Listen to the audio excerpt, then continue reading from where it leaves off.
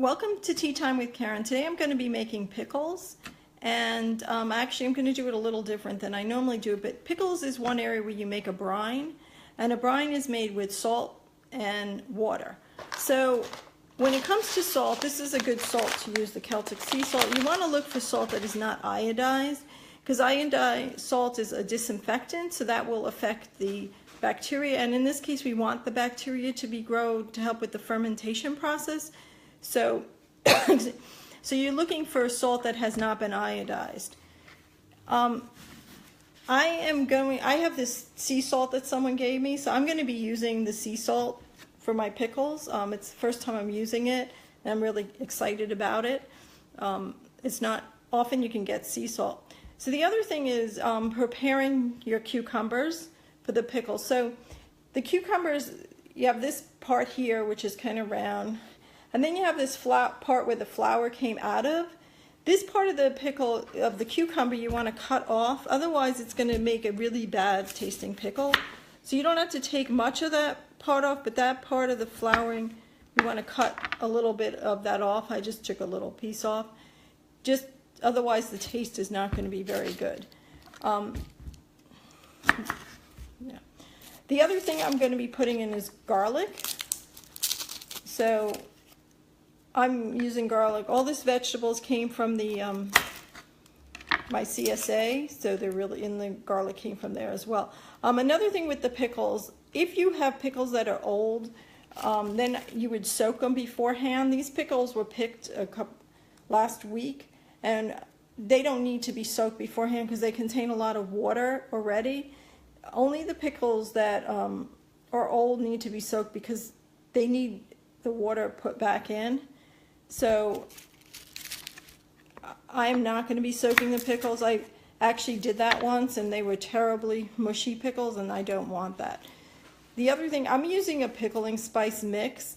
You can use anything, but what you want to make sure is there's some sort of tannins in the pickle mix. This one has bay leaves and dill. The dill isn't the tannin, but the bay leaves are.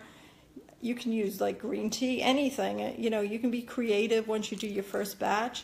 So you want the tannins really help make the pickles taste good. So it's an important part of the process. Anyway, I'm going to be, putting these all together, and then I will leave them ferment. I also have my airlock, but let me just get this.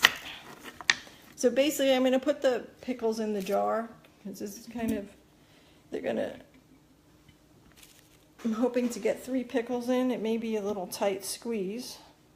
Oops. I didn't mean to take the debris in. Hold on. Yeah, so it may be a little tight in the jar. I can definitely get 2 in. So here's the jar of 2. It already smells good, but hold on. The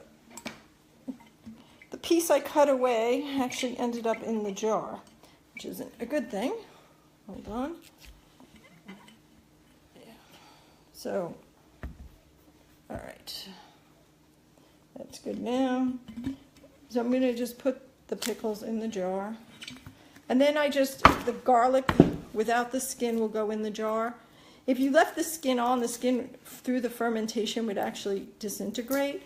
And actually I know people who've used tea bags, and if it's a natural tea bag at the end of the fermentation process, the tea bag would also be gone as part of that fermentation. So you can use these things, just be aware that they are going to disintegrate. I'm peeling it in this instance, so you really don't need to, but I just prefer having the garlic peeled. So I'm going to put the garlic in.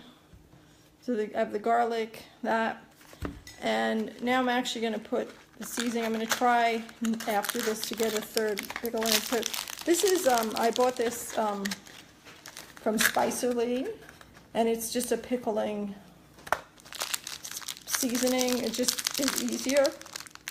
Sometimes I'll make my own, but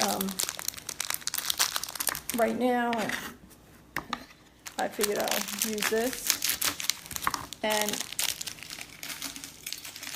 I just put the spices in, and then I'm going to put the water in. I could have done it the other way, put the water first, but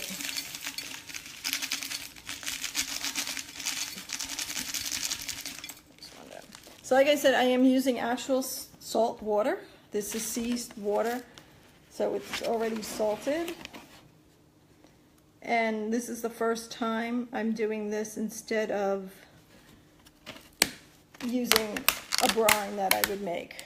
If you do a brine, you need to soak the water in the salt in the water before you would pour it onto the pickles.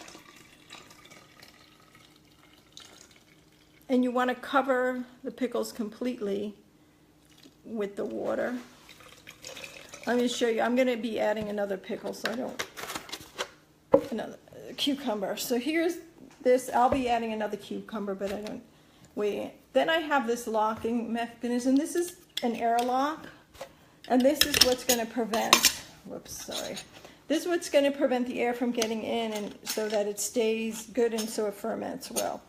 And then this will sit for a week or two. I'll be tasting it because I like really sour pickles, and so I'll be tasting it to make sure that they're sour the way I like them. Anyway, that is it for making pickles.